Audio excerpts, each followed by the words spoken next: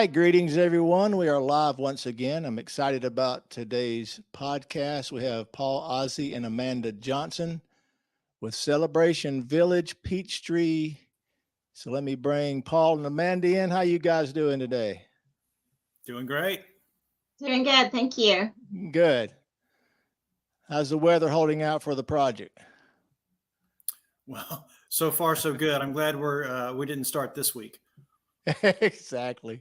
Well, let's kick this off, and if you would, just both tell us a little bit about your sales and background. You know, start with Paul, and then after that, Amanda, you can jump in and just give us a brief overview of each of your backgrounds. Sure. Thanks, Mark. So my name is Paul Aase. I'm the head of Active Senior Concepts, and we are a senior housing development company here in Atlanta. Our offices are on the north side in Forsyth County.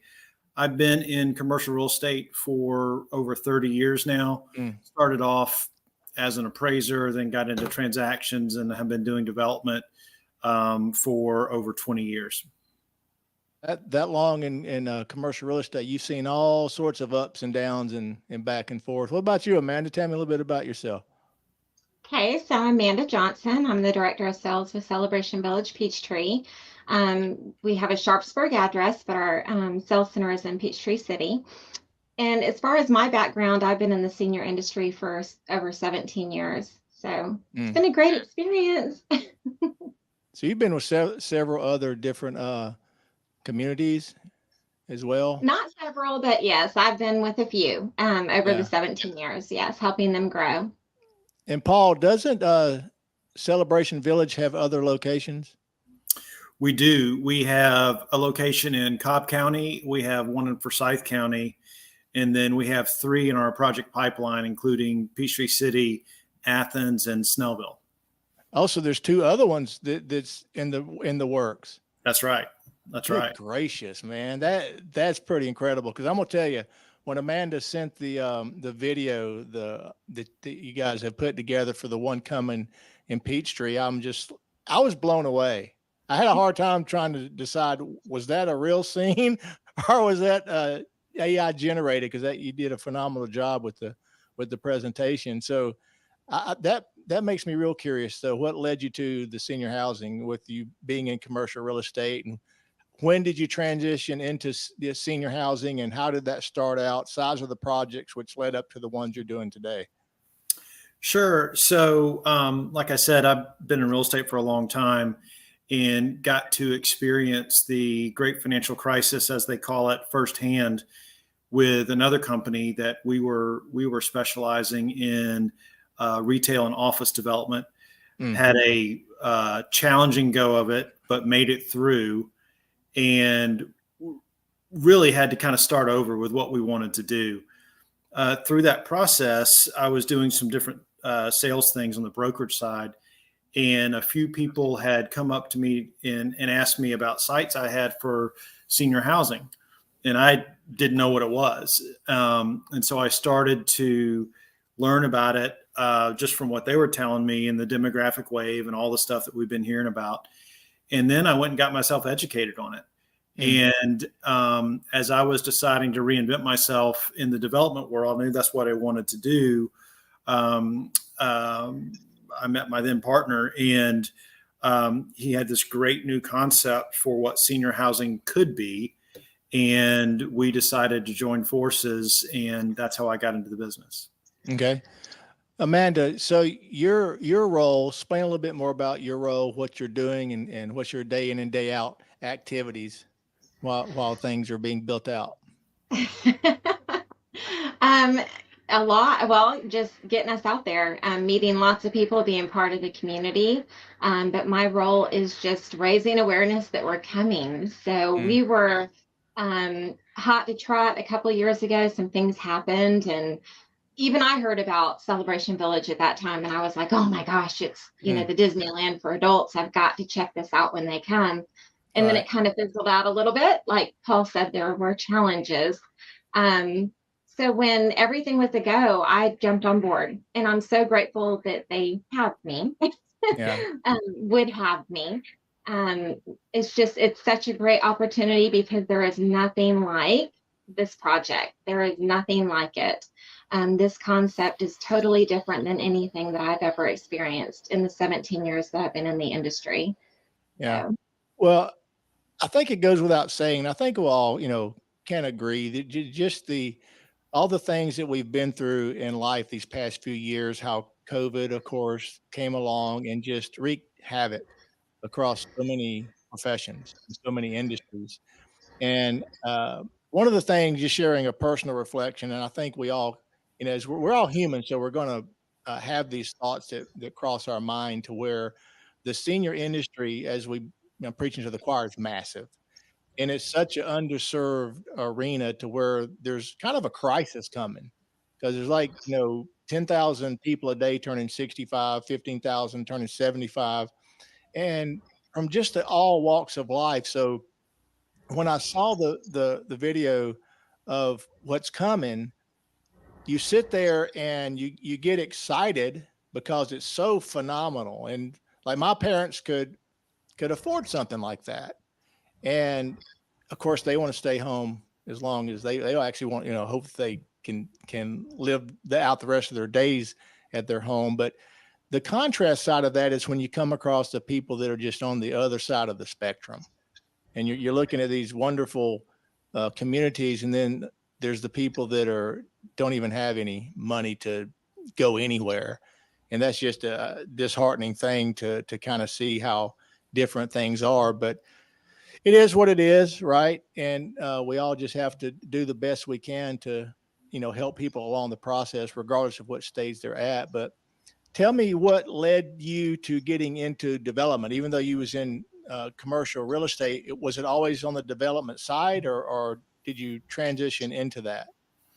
Yeah, so we transitioned. So at my previous company, just a step back. As I was coming out of my valuation career, I had a good sense of what created value and all the analytics behind investment real estate, but I hadn't done any transactions yet, and I really wanted to get into that side of the business, and so that's where we started. And then we wanted to get into ownership, and so we would put together a pool of investors. We would find an existing building, not senior housing, office or retail, go out, take it down, fix it up, and then sell it. And Right. we were pretty successful at that. And then in the late 90s, it became really difficult to buy property, existing assets. Okay. So we said, smart, not smart, I don't know, said, hey, well, let's just go build something if we can't buy it, with no real experience. Wow. But hey, I'm a developer at heart, I guess, because Yeah. we're like, yeah, we'll just go do that. But we hired some people as consultants to help us out, and did my first office condominium project in the late 90s, and I got hooked on it. It's interesting. I'm an analytical person on one side, and I'm a creative person on the other side. And so, in being in development, it really scratches both of those itches, if you will.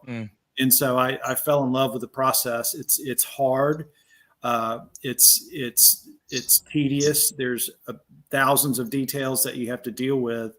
But at the end of the day, when you create something literally out of thin air, and put that product, whatever it is, whether it's an office building or a retail center, and now for us, senior housing, and I can go into more about why that's even more special to me with my parents, but you're actually creating something that will leave a legacy if you do it right, and that people can enjoy, and you're actually doing more than running a business and making money. You're actually helping people and changing their lives, and that's really important to me. Yeah. Well, and I know this is a little bit of a side comment, and I won't go too far off the pig trail with it, but with you having that much experience and history in the commercial real estate, it wasn't too far back. Everybody was going through the boom of building the shopping centers, even the small, 4 and 5 unit, I actually was looking into build. It was going crazy. It was a craze because there was such a need for it. And then fast forward, things happen. And there's one near me that was built probably 7 years ago and has not had one tenant move in. It just went to just the desert.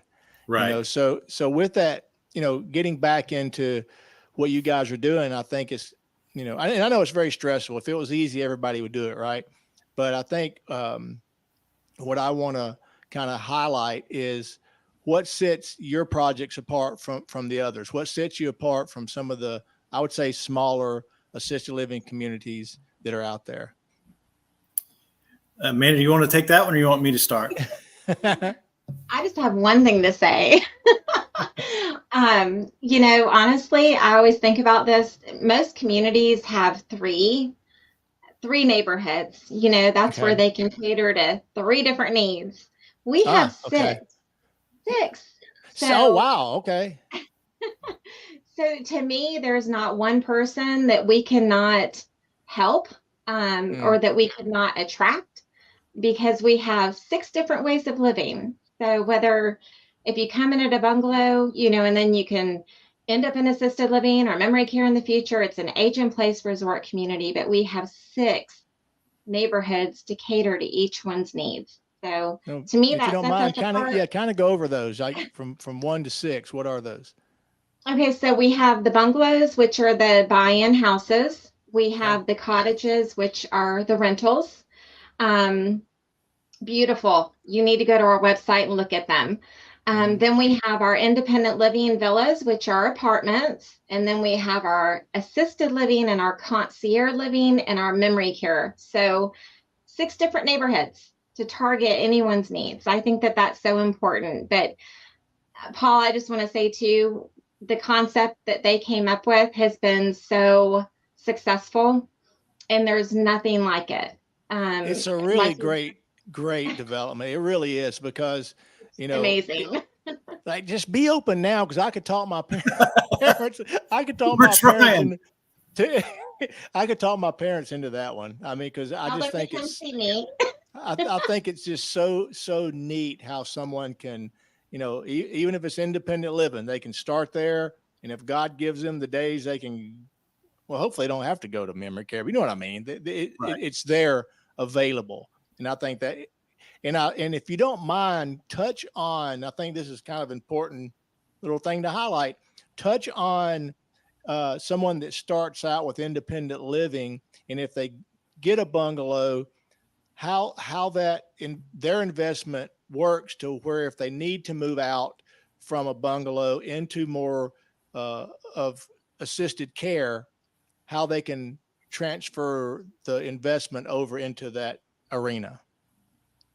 Paul, you want to do that? Sure. So in our bungalow product, it's a buy-in model. So they buy into the program, and when they need to leave their bungalow for whatever reason, they will get 90% of that buy-in back, and that's paid when the next person comes in to take their unit or one similar to it. Then we refund them 90% of their original investment. And then they can use that to move into other neighborhoods that we have. Who was the brains behind that? Was it you? or was it a consultant, or a combination of brainstorming? It was a combination, and really where it came from is there is something called a CCRC, if you've heard of that, which stands for Continuing Care Retirement Community. They're very popular in Florida. There are a few in Georgia, not many. And in that product type, it's just like that, where a future resident will come in, they'll put down a large deposit, and then they will pay a monthly fee on top of that for services. Mm-hmm. And that will allow them to go from anywhere from their bungalow or cottage where they are to assisted living or independent, and then all the way up through skilled nursing. Now, so that's the basic concept.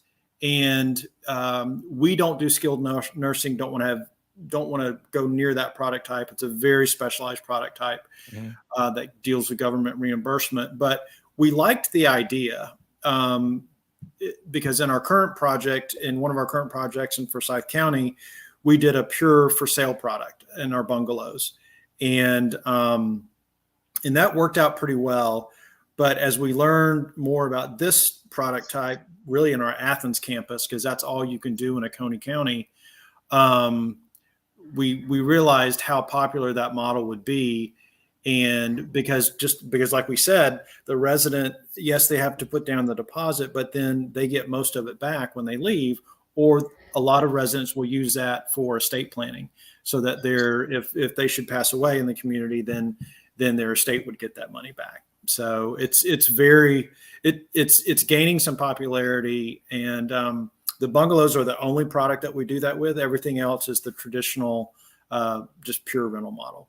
Okay. And Amanda, Kim has posted a good comment here. Could you put in our chat the link to the video, and I could put that in a banner so people could have access to the. I'm trying to see if I can find it. Yeah, I sent it to your email. I'm afraid if I go out, I might lose y'all. Yeah. I'm trying to see if, let's see. Go open my. You do have it on your email. Just recently, or the one? The one I sent you a while back. Okay, yeah. Everybody, bear with me here. I think it's important to put the good point, Kim. I'd like to bring Kim on as a. Look this up real quick. So, Mark, while you're doing that, I'll tell you a little bit about the history of where we came up with this campus model. Okay. So when we started with what we call the village, which you would consider traditional senior housing, which is independent living, assisted living, and memory care. Right. At that point in time, and we started designing this in 2013 or so, there weren't many other options than the traditional single building, 90 unit assisted living memory care building with the dining rooms on the right and the parlors on the left, and this other room's up here and that other room's over there, which is fine because at the time, because that was the new product. It wasn't the nursing home, and it was very popular. But my partner and I wanted to come at this, and he's really the design genius part of it, from a development and a hospitality point of view, not a healthcare point of view. And realizing that we didn't want to do a medical model because people didn't want that. They didn't want to feel like they were in a hospital. They wanted, there it is. They wanted to feel like they were in a community. And so that's when we came up with the idea of neighborhoods. And as Amanda says, we just kept growing the neighborhoods so that someone doesn't necessarily live in assisted living. They live in Willow Bay or one of the other names of the neighborhoods that we have. And then the other thing that we did is we created this 20,000 square foot, which is now 30 at our new communities, amenity building. And that's where all our dining venues are. And we have multiple dining venues, our fitness center, our game room, our movie theater, our bar and bistro. It's pretty spectacular. And every person that walks in, their jaw hits the floor. They're like, oh my gosh. It's like paradise.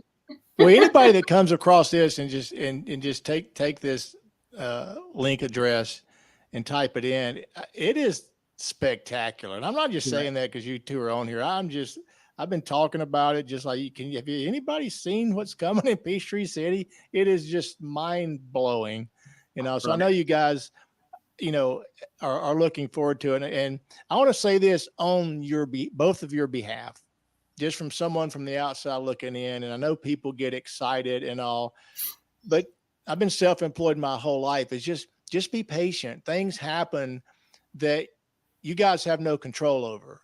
And just like Amanda, you had mentioned when this was mentioned years ago, it takes a long time.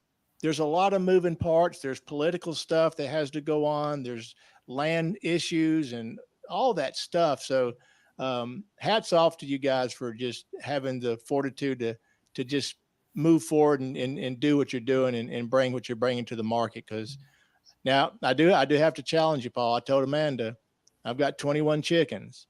So if you can find a place for some chickens, me and my wife may decide just to go ahead and move in and just live independently and be able to grow old together there. Well, let's kind of shift gears a little bit. And what are you passionate about outside of work? Because I know how stressful it is to be doing this, being in business. Amanda, all that you are doing, and Amanda does a fantastic job, Paul, by the way. She Oh, really, don't we know it? she really does. So you're I lucky to try. have her. So Paul, start with you. What are you passionate outside of work? What do you do to de-stress? Well, those are two different things. Okay. So what I'm probably most passionate about outside of work, there's two things. Education. And so I'm on the faculty of the CCIM Institute. So I teach these things as well too. So I teach principles of commercial investment and finance. Okay.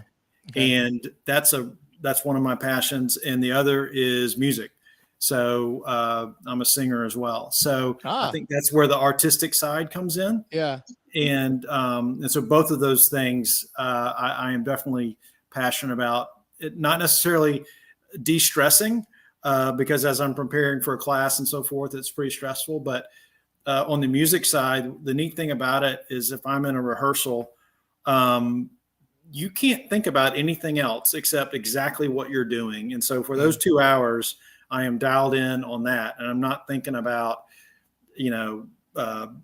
permits or financing or any of that other stuff. And I can just focus on what I need to focus on, which is great. Amanda, how do you unplug? Well, being a sales director, you never really unplug. Your phone rings 7 days a week. So honestly, I mean, I have a passion for all my animals. I'm a farmer. Love to watch my granddaughter rodeo and run barrels. My daughter runs barrels. So we're at rodeos on the weekends. Yeah. So we're either at rodeos or we're, here at the farm working. But I get so excited. I know y'all have seen me constantly grin through this whole podcast because I'm so excited about my passion, which is my job. Right. And, yes, outside of work, I love my life, but I love my job and my passion is to help people.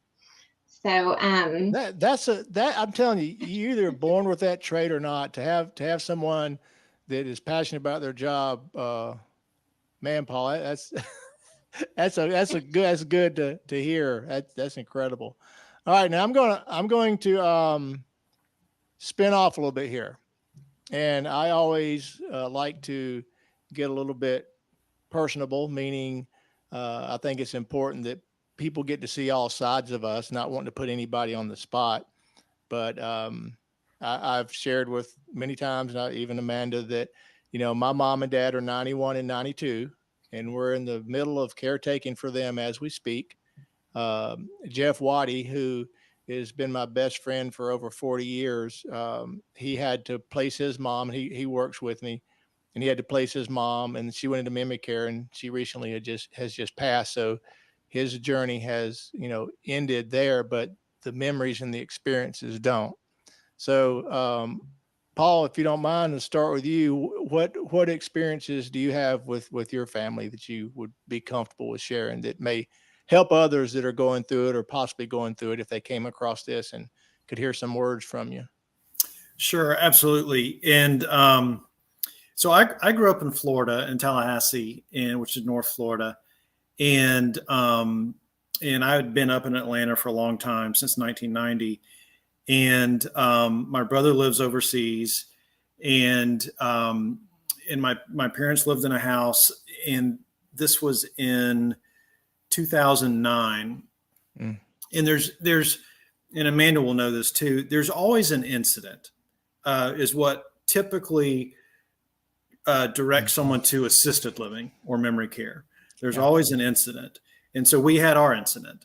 And funny enough, my brother was in town visiting my parents, and their TV wasn't really working well. And so he went back behind the TV to see if there was a loose connection or something.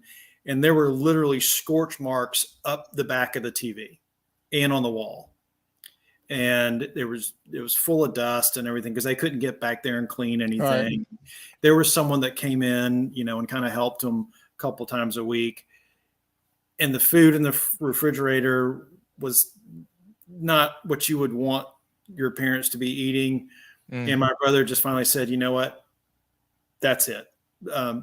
That's enough. We can't keep doing this with us not being in town and them trying to take care of themselves. And my mom was just starting to get early stages of dementia. Okay. So I say ironically, because Florida has, probably more senior living than any other state in the country, other than California, maybe. And we moved them up to Atlanta to be closer to me, because my brother lives overseas, into a Sunrise. It was a new project in Johns Creek, which is near where I worked. And we moved him up here. And my mom started getting some care for her early dementia. And my dad was in really poor condition, from the sense that he was so tired of trying to take care of her and himself. And he's always been extremely fit, very active, has more hair than I do, and never, just really fit, but he was worn out. And so we got him up here into Sunrise, and within 90 days, he was a different person, because he was getting proper nutrition. His stress level went down. Someone was able to help take care of the quote burden, I hate to say that word, of my mom. And I got to experience senior housing as a consumer. And this was in October of 2009. I'll never forget it. And I saw my dad just flourish and my mom stabilized. I was just starting to hear about this industry. And then, the rest of the real estate world collapsed. But guess what didn't collapse? Yeah. Senior housing. Yeah. Because the demand side of things, if you will, it never stops.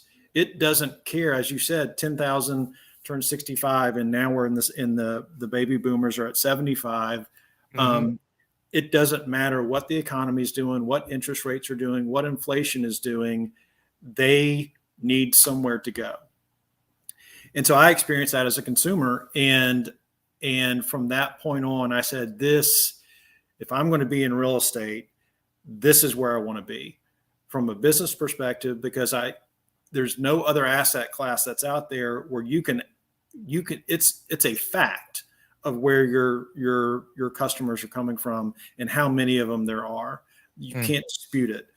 And I really like that. But more importantly, and I know this is going to sound corny, with the communities that we now build and that we're providing our residents. And my mom passed away before we built our first community, but my dad got to live in my community in Forsyth County. And wow. How about that? It was, I've got pictures when we were building it, and he would come in and had his little hard hat on and everything. And That's a neat experience. He was one of the first residents, obviously, in the building, and just how proud he was of me that I'd been working on this for so long, and then how happy I was for him that he was in this wonderful community and joined the poker club and was doing a happy hour and just living his best life at that point. There's just nothing like it. That's why I do it, just to make a difference in these people's lives. I really appreciate you sharing that, Paul, because as I sit here and listen to you, and of course, as people tell their stories, it makes you self-reflect on your own circumstances in your own life. And as I'd mentioned earlier, mom and dad, they want to stay in their house as long as possible. But when you're sitting there from the outside looking in, and in your heart of hearts that their quality of life would be so much better if they would just make the decision. I know it's not easy. It's, just like taking the keys away from him to drive was like wrestling a bear. It was quite the not fun experience. And mom's mind is, starting to slip. We're watching that. And when you mentioned, the incident, I've been waiting on the fall. That's already happened. Thank God they didn't get hurt, surprisingly so. And just from a social aspect, I know especially my dad would blossom if they would. And he's tired, Paul, like you said. Yeah. He's 92, man. you shouldn't be, they're not living their best life. Right. And it's just, it's heartbreaking to sit there and, being involved in this space now and coming across all the different things and circumstances and professionals out there and the knowledge that I'm getting. I just want it for them. And I wish they would, because you can just see the unhappiness. They're just out there getting older and older, and we do the best we can, but we would like to just be able to go visit them and spend time with them as a family, because when you are always running around doing stuff, you almost forget to visit, like to just visit, right. But I really appreciate you sharing that. Amanda, what about you and your family?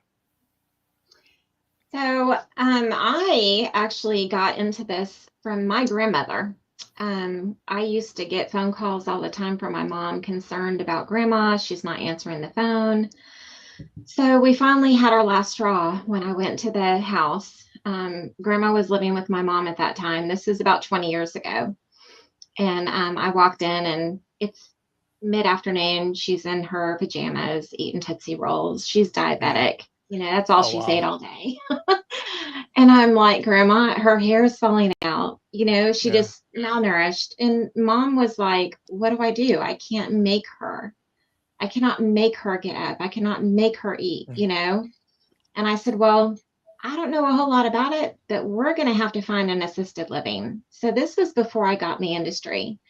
And it took us a couple of years to find the right place. Because the first place that she went to was one of those personal care houses, where you each have a bedroom. Okay. That didn't work out too well. So not saying anything about personal care homes that are house living type atmosphere, that's fine. But the one that we had moved her into, we just had a lot of problems and a lot of concerns. So she wasn't happy. So to make a long story short, we found a great community that she connected with. She went to assisted living. And, after a week or two, she finally started plugging in. She started eating better, doing activities, which brings longevity. And we saw a major improvement in her. So I'm going to visit her at this community. And I'm falling in love with all of the seniors there. Don't want to leave. I just want to hear all their stories. Right. And I was so excited about the difference. And Grandma went kicking and screaming. Okay, that's what I was going to ask. Yeah, it was a fight. But we knew that we had to make a change. Okay. So when she finally got. Whoops. Uh-oh. I think she clicked something. Uh-oh. She'll be back in a second. But did your dad willingly go along? And I guess maybe with you building that development, it probably helped make things a little bit more exciting for him, or? Well, it was funny, Mark, because that Celebration Village didn't really exist at that point, nor even the thought of it. However, they're both gone now. So there she is. I don't know what happened. I promise. Finish your story, Amanda, then I'll come back and tell Mark my story. That's all right. So real quick, when she got settled in and we saw a major improvement in her, well, I obviously fell in love with this industry. I had been praying for God to lead me to where I needed to be. I had been in the legal background for quite some time. Oh, okay. Which I learned a lot. And I'm very grateful, because I think that we learn things in our life so that we can pass them on to others and help people. Yeah. So now I apply what I learned in legal to today. So I applied for a job as a sales director at a community, and by God, I got the job. I mean, I don't know how I did. I was up against a lot of fantastic, phenomenal, experienced sales directors, and I got the job. And so, of course, I moved Grandma to my community, and guess where she moved to? What's that? Independent living. Oh, wow. That is how much she improved. Yeah. So it was such a blessing to have her at my community. And every day I would go see her and say hi and walk in my grandma's apartment, and she's mopping her floor and she's up and she's dressed and she's going out on the bus and, going to go to the movie theater and watch a movie and go to the restaurant. And it was a whole new grandma. And that was so worthwhile to see that change in her life. Sometimes you have to put your foot down. And I'm Yeah, I not saying think force someone, but just show them what's out there and let them see, because I'm telling you, what comes with a community can change someone's life and give them longevity. It I really think what one of can. the challenges we're having is we all know of the old school nursing home. That's what It they is think a it is. nightmare. It's depressing. It smells. It's just, I You're think not that's going to what put me still, away is the first thing they say. yeah, yeah. And It's they not had to, like that anymore. right. And so I was going to say, do either one of you have any tips for anybody that may see this video of how to encourage their parents to go? I'm asking myself, to where, how do you, we kind of make hints and we try to suggest it. But if you went to Webster and you look up stubborn, you'd see my mom. There'd be a picture of my mom, right? I think dad would be a little more receptive, but you guys have any, like when you said that your grandmother went kicking and screaming, and Paul, your dad was able to experience, being a part of you building a community, which was really, really cool. But how did you wrestle your grandmother through that, Amanda, as a family? How did you guys steer that? Honestly, grandma, she respected me. I was the only one that could really communicate with her and say, okay, grandma, this has to change. We have to do something different. Mm, And so I think she just she trusted me and she gave it a chance. And I really didn't know what I was doing. I just knew that mm, we had to make a change. yeah. But with my mom, their relationship was, you're not going to tell me what to do because that's her Mm, daughter, you know? yeah. So sometimes there is another family member that could make an impact and say, hey, can we at least go check this out? Um, but there's different personalities that we have to deal with as sales directors. So Mm, you have that, like your parents, they might be one of those that it has to be their decision. mm, Don't make them think that you're making the decision for them, yeah. because they're going to put their woe up and say, I'm not going. Mm, Then you have the ones that say, well, I want to get my son and my daughter's opinion. So you have all different family dynamics. Um, with your parents, it would be more like, hey, there's this great community. Obviously, it wouldn't be us yet, but um, dang it. why don't we just go have lunch? That's it. Mm, That is yeah. it. And, the sales directors know how to make them feel Adapt to who, comfortable. yeah, yeah. Yes, and adapt to who they need to speak to, who's the decision maker. And the other day I had heard someone say something like, I don't want the spell. I don't give spells. I am part of your family. I'm Mm, just here to help. So that's the kind of salesperson that you need to reach out to mm, and get them to talk to your parents and just make it where it's not any pressure. Just come have yeah. lunch. Just see what we are. It's nothing like it used to be. I think the So common denominator, just the three of us here, I'm almost stunned that I'm even starting this business in this space, because I thought I was done and set with my finance company, and God had other plans. Things just happened, and a lot of it wasn't pleasant, and had to go through a lot of soul searching, and just like what Paul, like with the real estate, I was kind of, doing real estate on the side, on the residential side, the flipping or whatever, just kind of dabbling at it. And then when stuff happened to where the bank bought me out, and it was some difficult situations that led to that. It didn't end up being what it should have been, and I kind of jumped full force into real estate. And the elderly um, niche, we wanted to get involved to being able to provide people the chance to get the equity out of their homes to pay for care, or either do a sell and stay if they were doing in-home care, because a lot of families didn't prepare, but they do have equity.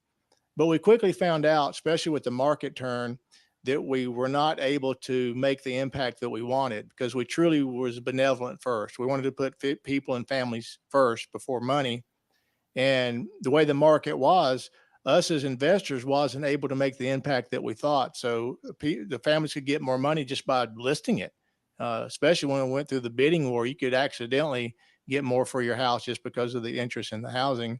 But come full circle, we decided that, doing the placement side and walking with families and holding their hand was the next best step to go.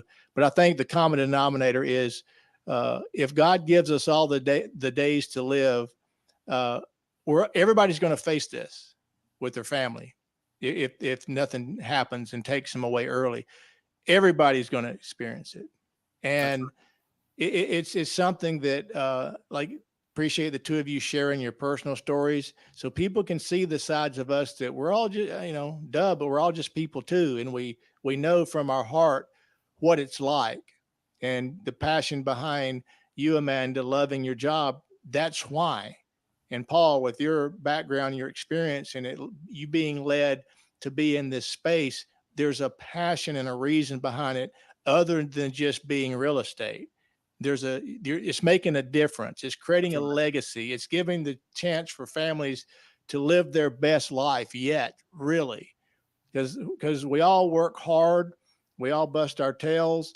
And I'm proud of my mom and dad to accomplish what they've accomplished. And I wish they would just enjoy their money. I just wish they would just live it up and all. But because my mom's sister, she lived to be, I think, 96. And Jeff's mom lived to be 98. They could still have 5, 6, 7 more years left. Right. So anyway, is there anything else before we wrap up that you guys would like to discuss or bring up that you think is important about yourselves or about Celebration Village Peachtree? Anything you'd like to add? Well, Mark, I just wanted to piggyback on what you were just talking about. And you talk about the passion for it and so forth. If we can create these environments for residents to be where they can grow and thrive and they can enjoy themselves. We sold my parents. It didn't take long at all for my dad. When I mentioned it and said, Dad, we can move to a community. Someone's there to help take care of Mom. You've got housekeeping once a week. You've got meals prepared for you. He's like, I'm in. And so then we had to figure out how to convince my mom, who, liked being in Tallahassee, and they're both gone now. So I can say this. Mm-hmm. So my brother and my dad and we kind of teamed up. We said, hey, Mom, we think it'd be a great idea if you and Dad move up to an apartment in Atlanta. You can be close to your granddaughters. You can be close to me. It's a special place where they've got housekeeping and they prepare meals for you and you don't have to cook and you can do it. How does that sound? And she says, well, that might be okay. And so we said, well, let's go take a look. And so we brought them up, and that kind of got them going. And to your point, in what Amanda says is and this is why we're so absolutely thrilled that Amanda chose to work with us, is because Amanda doesn't close anybody. There's no closing in there. It's present the opportunity, and if they want to do it, great. If not, then maybe later they will. But if you can create the right environment, one of the things that we do look for are areas that have very good schools and that have very good, what we call adult child demographics, because that's one of the key indicators, is that a lot of these seniors will come and they will move to be closer to their kids and their grandkids. That's a hugely important piece of it. And so if you can create all those different types of things, whether it's a product like ours or something different, but the building doesn't make the community. It's the people that work there that make the community. And you can have the best building in the world, and if we don't have it staffed right with the people that care about Amanda, it doesn't matter. And the opposite is also true. There are plenty of communities out there that are, 25-year-old buildings that may look a little tired, but the the care staff and the employees love those residents, and the residents know that, and their families know that, and they stay full forever. And That's so all that matters. that's the real secret sauce is, and that we've got both. It just makes it that much better. We've got a world-class facility, and that's the only time I will use that word, because we don't use that word. We have a world-class campus and offering, but then we have the people that go with it, and it's a remarkable place. It really is. I know there's been a untold amount of hard work and planning and prepping and all that, and I know it's starting to get excited, and I bet you when the ground breaks, it's really going to, because it seems like things take forever, but you blink and then it's done, and then I'll be amazed when you look back all the hard work and the planning and the prepping and all. But I wish you guys all the best. I can't thank you both enough for taking the time, for coming on here and sharing Celebration Village, as well as your personal stories. And hopefully you can use this to pass out to possible potential residents. And I'm going to say it once again, you've got a lot of land, room from chickens. Just make one little corner for me and Donna. We'll do it. But guys, thank you so much for taking the time to come on here with me. And again, there's Amanda's contact information. And until next time, we will see everybody on the next show.